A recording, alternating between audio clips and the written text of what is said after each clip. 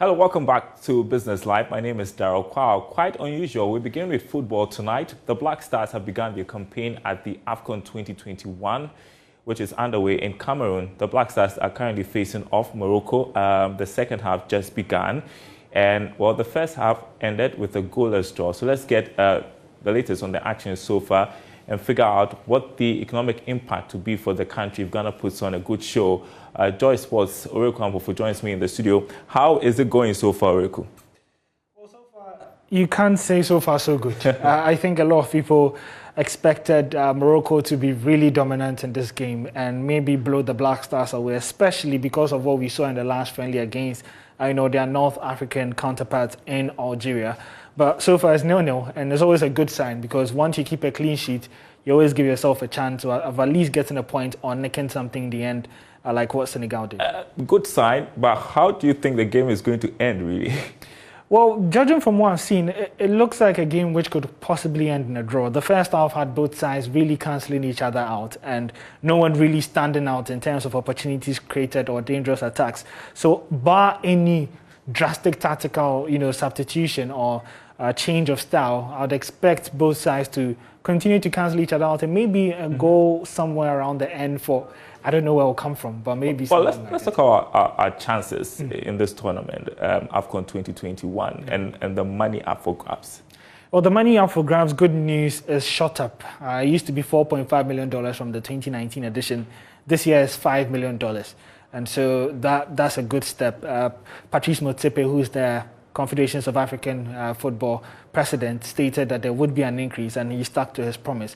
In terms of Ghana getting that $5 million, I would say in previous years, people were more confident in the team. It's just one of those years where we're in the middle of a transition, older players being phased out, and you look at 60% of the squad playing in their first ever Africa Cup of Nations tournament. So expectations are a bit controlled this time around. So, in other words, you're not the favorites to win the competition. We are nowhere near. We're not even we are the underdogs, but the coach says he likes the fact that we are being tagged as underdogs. Underdogs, right? He did something similar in 2010. Went with a very inexperienced squad and went all the way to the final. So if he does it again, then he shows that it's a speciality. But at the beginning, of course, all odds look stacked against you. All right, and to the question that interests all of us, it's not just about football, it's about the business of football as well. It's not just money coming to the host country, the organizers of the tournament. It's not just about the monies from the merchandise. What are we going to benefit Ghana by participating in this tournament? What's going to be the impact on our economy if we put on a good show? Well, I think, the most important point is putting on a good show, because competitions such as these really draw in a lot of eyebrows. And I think that this Africa Cup of Nations is different in the sense that we have a lot of star players all across Europe. So you would see that there is a lot of interest from South America, Europe, and even across North America. And case in point, even Sky Sports and BBC have all brought their equipment here to telecast it live for the first time in their history. So they know that there's interest and there will be eyeballs all across. So that, in a sense, can be seen as an opportunity to sell yourself as a country. And if you put on a good show, someone could just fall in love with the story of Ghana and say, I would visit Ghana next year. And that could boost your tourism. And, especially when we've been struggling during these times of the pandemic. Yeah. So it's a really good opportunity. You get a lot of eyeballs. And also, most importantly, for the Football Association, they came in after a period of difficulty. We went through normalization due to the corruption scandal that hit our country in terms of football. And so the trust is kind of low. And so a good performance, whatever you do on the pitch at the end of the day is what people care about. And so if you want to bring back the love, which is your main theme, then if you win the AFCON, trust me, you have all the love of Ghanaians back. We'll leave it here real quick because you have to follow the match, but do fill us in if and when there is a goal. I would. Thanks very much indeed. Oreku Ampofu there. He is with Joy Sports. Let's move on to other headlines for you. The Association of Ghana Industries, AGI, has fiercely rejected claims by the community of importers that a reversal of the 50% and 30% benchmark values on selected items and cars respectively will result in a 25% hike in the prices of goods and services. President Kufuor suspended implementation of the reversal policy for wider consultations after traders and importers highlighted the impact on consumers. CEO of the AGI, Sechum Akwabwa, at a press engagement, argued such claims from Gutta have no scientific basis. Here's his explanation. The benchmark value reversal is not an imposition of additional duty. It's not an imposition of an additional duty. The duties were there all these years, up until 2019, when Ghana alone decided. Remember that Ghana is part of ECOWAS. Within ECOWAS, we are what we call the CET, the Common External Tariffs. The Common External Tariff defines the various tariff regimes or levels for all products within West Africa. Ghana's strategy was that because we cannot touch the duty rates, if you want to reduce the cost of bringing goods into the country, let's touch the benchmark values. What the benchmark value means is that the values at which you apply the duty on, government decided that they will reduce it by half without touching the rates, the duty rates. So invariably, you reduce the value, the duty that you are paying without touching the rates. Do you understand? So it's not an imposition of a new duty. All we're saying is that go back to where we were before. So we'll be consistent with our colleagues in the sub-region. It's as simple as that. Another explanation that I need to quickly give, and I think this issue has come up several times, so let me take the opportunity to quickly give this explanation. There's the argument that this is going to lead to doubling of prices, and people are worried about it. It's a false information that is being spread. Me and you will go to school on this quickly, 2 minutes. Now, why will it lead to doubling of prices? When we import, assuming you import goods, your cost of importation, clearing everything, plus your margin is 100 cedis. You are asked to pay duty of say 20%. 20% of 100 cedis is what? 20 cedis, isn't it? So it means your selling price to cover your cost and the duty will be 120 cedis. Is that not it? Yep. Very good. Now, with the benchmark value, the duty rate is still the same. It's still 20%. But the duty is now going to be applied on half of the value, the previous value, which was 100 cedis. So the value which is being applied on now is 50 cedis. You get it? So instead of 100 cedis value, now you apply it on 50 cedis. The 20% still stay the same. 20% of the 50 cedis is now what? 10 cedis. Add that 10 cedis to the actual cost, which is 100 cedis. So your selling price now becomes 110 cedis instead of 120 cedis. That's what has happened. Pre-benchmark, you were selling at 120 cedis. Post-benchmark, you are selling at 110 cedis. The difference is what? 10 cedis. Now, we say reverse it. When you reverse it, where do you move from? Now you are at 110. You move back to 120. So, if you are now selling at 110 because of the benchmark, you are not going to sell. Well, meanwhile, a newly elected president of the AGI, Humphrey Mdake, says Ghana's industry is on the precipice of collapse and that only a strong and viable economic policy as a reversal of the benchmark value can help in placing industries back on the path to competitiveness. Between the CFA and the CD, the CFA is relatively stable than the CD.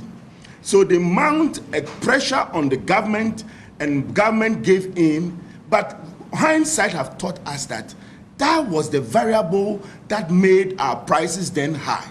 Today, they know very well that with the reversal of this product, they cannot go to Togo and do same because now all the common external tariffs will be same. And the variable will still be the exchange rate factor. And therefore, they need to fight tooth and nail. And you can see in their posture, their attitude and the vociferous action to which they attach with the passion to destroy our country. This is unacceptable. We have demonstrated to you why such imports are hurting us if we have capacity. We have demonstrated that we have capacity. Where we do not have capacity, we grow it. And capacity has a correlation with demand and consistent economic policy. So we have demand, we have capacity. If the policy distorts the consistency all the investors will back.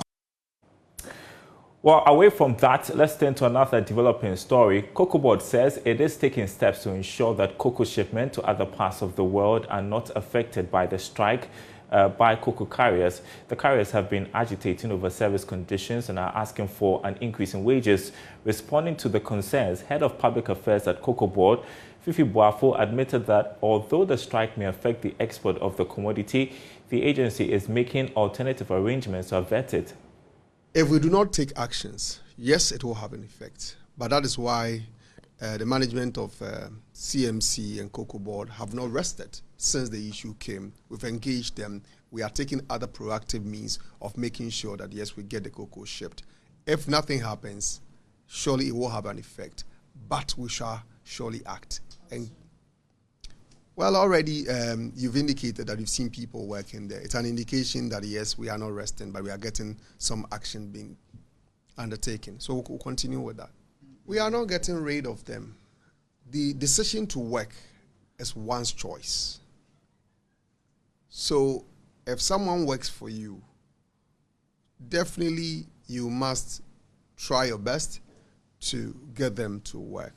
However, if all discussions and all negotiations fail, we cannot also say that the fact that these persons refuse to work, so we should allow cocoa, which is the backbone of our country, to rot. That will be a bad decision, and I'm not sure management will do that. We are at the point of finding solutions. When we do, we shall communicate it. You're watching Business Live. Still to come, the Ghana cedi projected to end the year a little above 7 cedis to the dollar. We hear from the Center for Economics, Finance and Inequality Studies. We observe the behavior of the forex markets and the supply of forex over time. We realize that the cedi's behavior follows some pattern.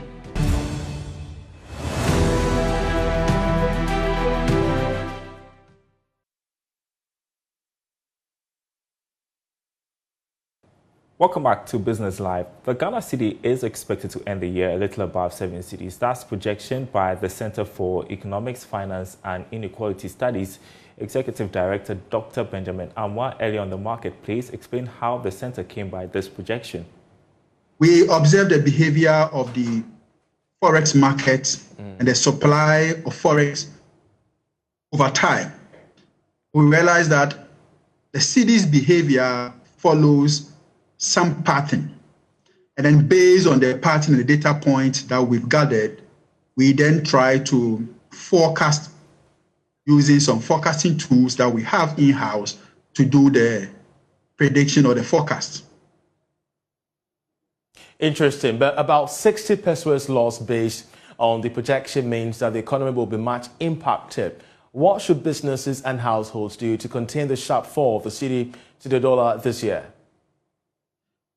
For businesses, it is up to the businesses to have strategies in buying the forward ahead of time or making their quotes ahead of time with their bankers so they can have the forex that they need for their transactions locked in at a price today or earlier than they will need in the future. Because if they are not able to lock in the price, then they expose themselves to future volatility and the high price that they will have to contract for the same value of currency that they will need in the future. So the strategy is talk to your banker, then lock in a rate today for future delivery.